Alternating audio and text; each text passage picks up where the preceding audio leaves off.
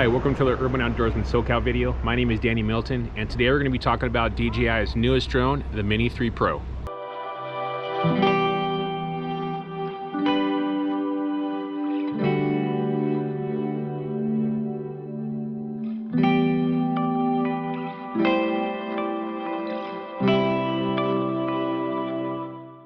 So I've had a couple of drones over the years. Started off with the Mavic 2 Zoom, then switched to the Mavic Air 2. Also had the Skydio 2, and then most recently have the Mavic 3.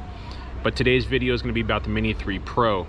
I just picked this drone up today, and I wanted to come out here and just do a quick video, kind of like a first flight, just to see, how well this drone's going to do. I really do like the Mavic 3. I've had a lot of luck, using it for some of my mountain bike videos, done a couple videos about active track.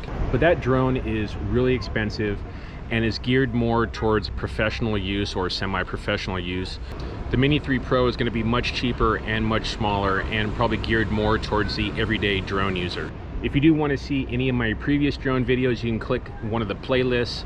I have a Mavic Air 2 playlist, I have a Mavic 3 playlist, also a Skydio playlist, so check out all of those videos. There's tons of tutorials, how to do active track, how to set up your drones and all that kind of stuff as well. When DJI first announced the Mini 3 Pro, I really wasn't looking to purchase it. One of the things that was kind of drawing me towards a little bit was the new remote that they came out with. The remote has a built-in screen and is only about $310, much cheaper than the more expensive remote that came out with the Mavic 3. That one was, over $1,000. So the remote was the first thing that drew me towards the Mini 3 Pro, and then I've been watching a couple other videos, and it seems to be doing really well. People are liking it a lot, so I figured I would give it a try and see how well it does. In the past, most of the DJI mini drones didn't have tracking, and that is something that I definitely need my drone to do, would be able to track me.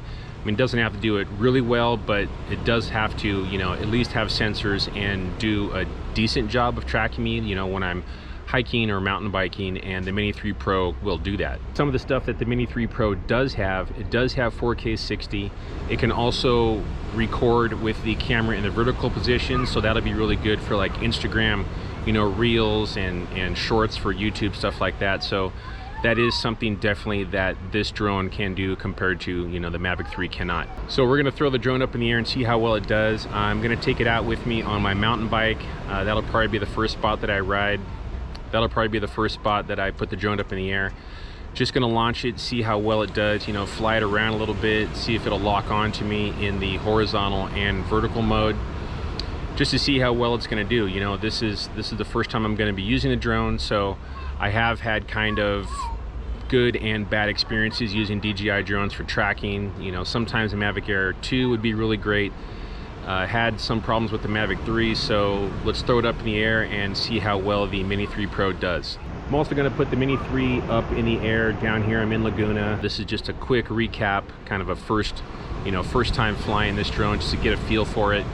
I mean, I haven't even gone through the settings yet. So the Mini 3 Pro did really well, out on the mountain bike. It was able to track me through a couple of sections horizontally and vertically, which was really cool. It did make it through a couple of sections that were difficult, going through a couple of tree canopies.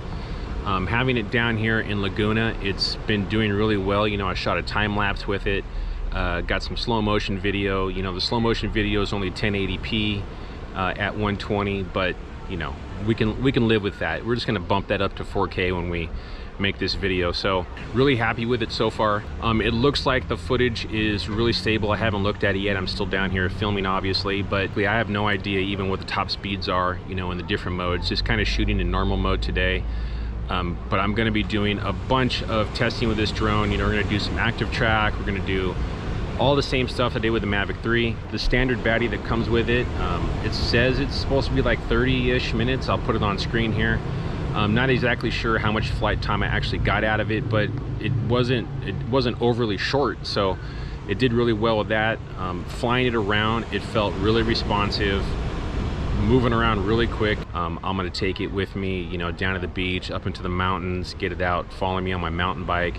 Gonna do a bunch of stuff like that, so definitely stay tuned. Okay, thanks a lot for watching. Do all that fun stuff for me, please. Smash that like button, share, comment, definitely subscribe to the channel. Once you are subscribed, make sure you click that bell notification.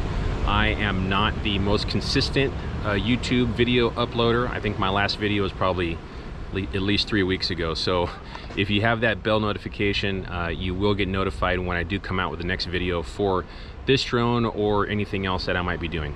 And last but not least, click on one of the boxes in the corners.